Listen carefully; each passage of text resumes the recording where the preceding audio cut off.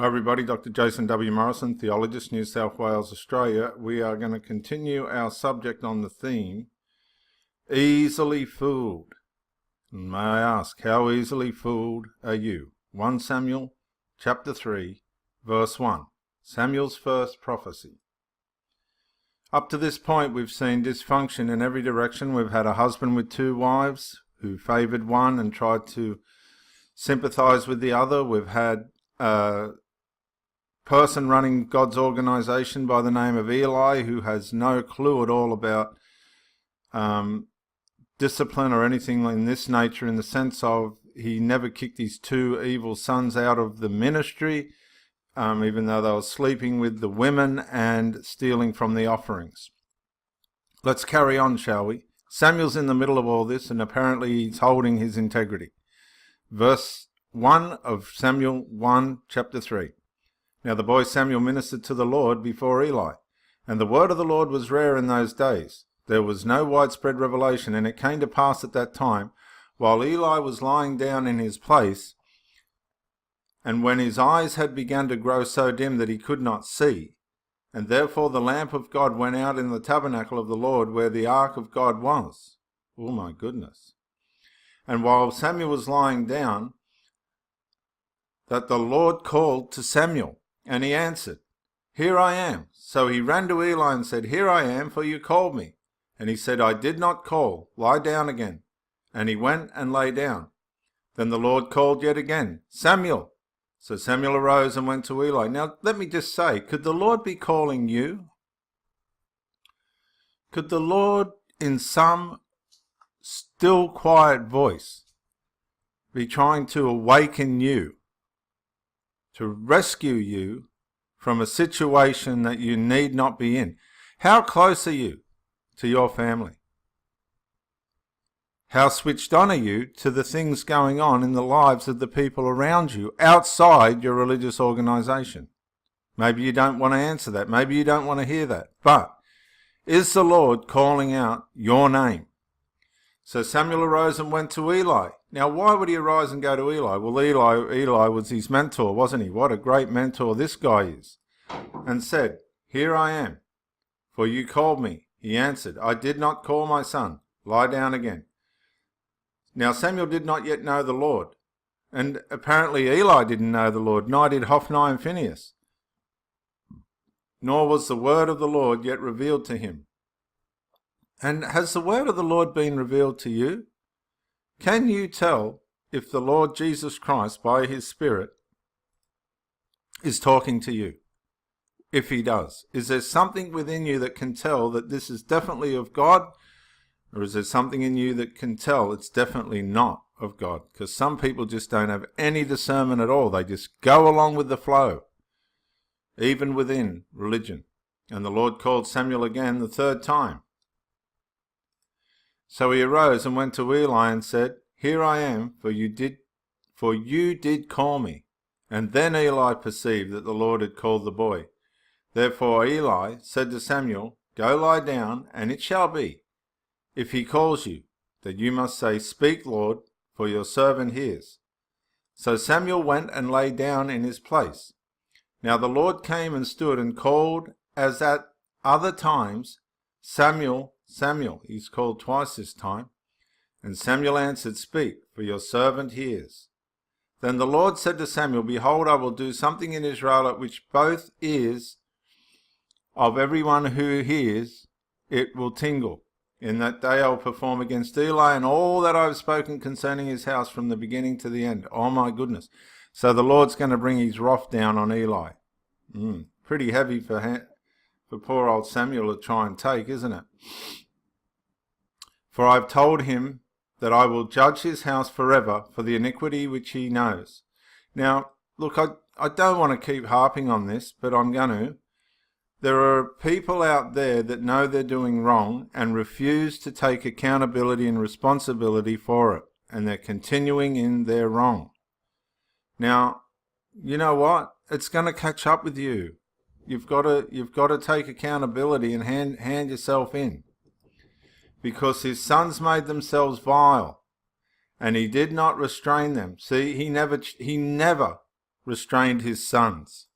Eli had no conscience. He never had no inner strength enough to say, you and you, get out. And I'll still love you, but you can't be in the ministry. You can still be a part of my family, but I can't have you in the ministry. Sleeping with women and taking offerings. They were stealing. And therefore, how do you feel about that? Do you think that's the right thing to say? Why don't we chastise our children? And I'm not talking about Jehovah's Witness shunning. I'm just talking about constructive chastisement and boundaries. And therefore I have sworn to this house of Eli that the iniquity of Eli's house shall not be atoned for by the sacrifice or offering forever. Well, that's pretty heavy. And that would have been up until the Lord Jesus Christ died on the cross, I would imagine. So Samuel lay down until morning and opened the doors of the house of the Lord. Oh, they've got him opening up the place. And Samuel was afraid to tell Eli the vision because he knew Eli was going to be, well, what could you say? The Lord was going to end Eli. Now people say, and just let me answer if you're still with me, this question. Is God evil? Well, Romans 10, is it Romans 10 or 13? I think it's 13. One of the two, you can check it yourself, says love does no harm to a neighbour. Therefore love is the fulfillment of the law. That tells us that anybody that does harm to a human is not operating in love. It's harm. So therefore God has the capacity to do evil. I don't care if you're God or not. Anything or anyone that does harm to a human deliberately, purposefully, is evil. And that's why we have jails and things. But God can do whatever he wills because he's the creator, isn't he? But don't think that he can't harm, because he will. And he answered, here I am. And he said, what is the word that the Lord spoke to you? Please do not hide it from me. Eli knew that he had done wrong. God do so to you and me also if you hide anything from me of all the things that he has said to you. Now this is the fork in the road for Samuel. We'll get a measurement of Samuel's character here. Has he got the courage to tell Eli what God told him? Then Samuel told him everything, and he hid nothing from him. And he said, it is the Lord. Let him do what seems good to him. So he did tell the truth. He had the courage to tell the truth, didn't he? Samuel grew, and the Lord was with him, and let none of his words fall to the ground. And all Israel from Dan to Beersheba knew that Samuel had been established as a prophet of the Lord. Then the Lord appeared again in Shiloh, for the Lord revealed himself to Samuel in Shiloh by the word of the Lord. Samuel chapter 4 verse 1. The death of Eli. And the word of Samuel came to all Israel. Now Israel went out to battle against the Philistines, and encamped beside Ebenezer, and the Philistines encamped in Aphek. Then the Philistines put themselves in battle array against Israel. And when they joined battle, Israel was defeated by the Philistines, who killed about 4,000 men of the army in the field. And when the people had come into the camp, the elders of Israel said, why has the Lord defeated us today before the Philistines? Now too often do we get caught up in blaming the Lord or the devil for things that we were responsible to handle ourselves.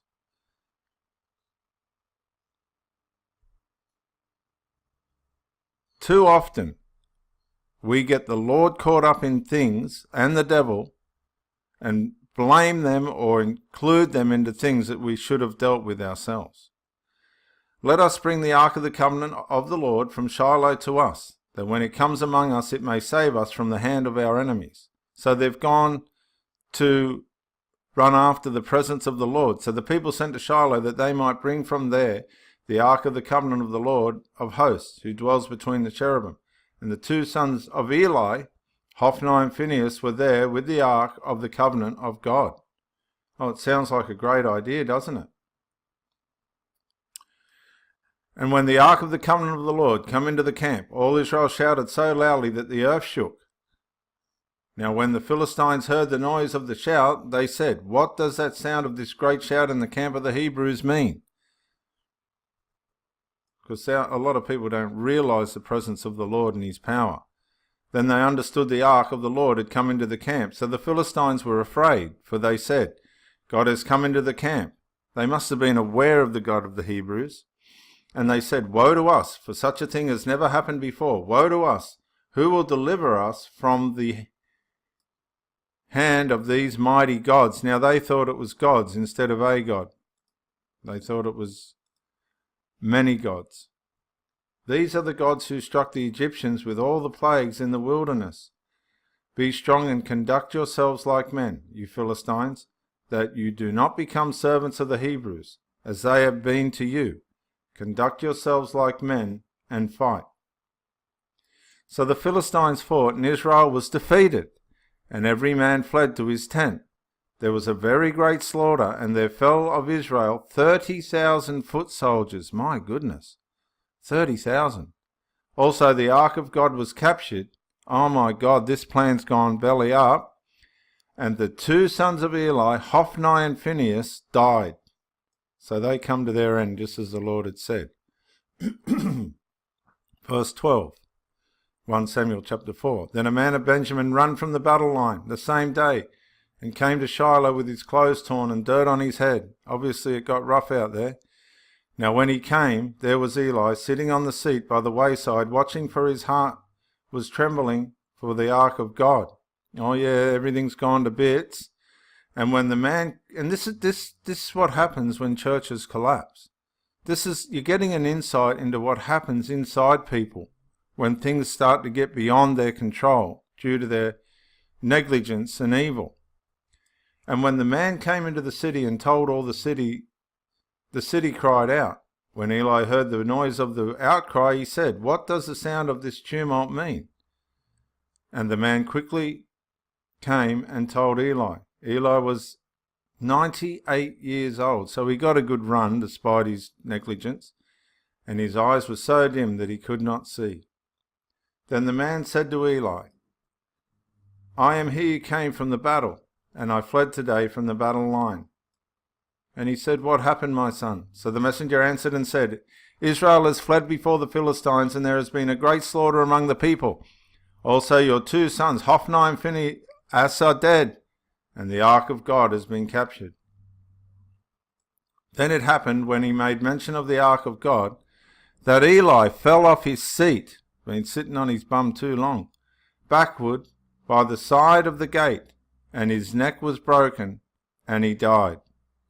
For the man was old and heavy, and he had judged Israel for 40 years.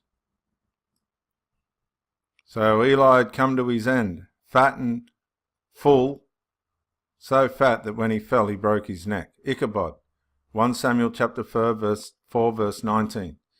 Now his daughter-in-law, Phinehas' wife, was with child, due to be delivered. And when she heard the news that the ark of God was captured, and that her father-in-law and her husband were dead, she bowed herself and gave birth.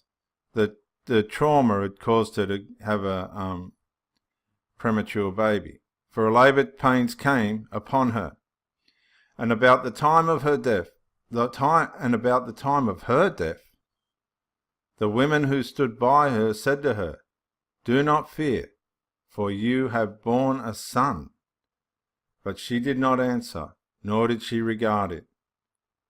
Then she named the child Ichabod, saying, the glory has departed from Israel. That's what Ichabod means. The glory has departed from Israel.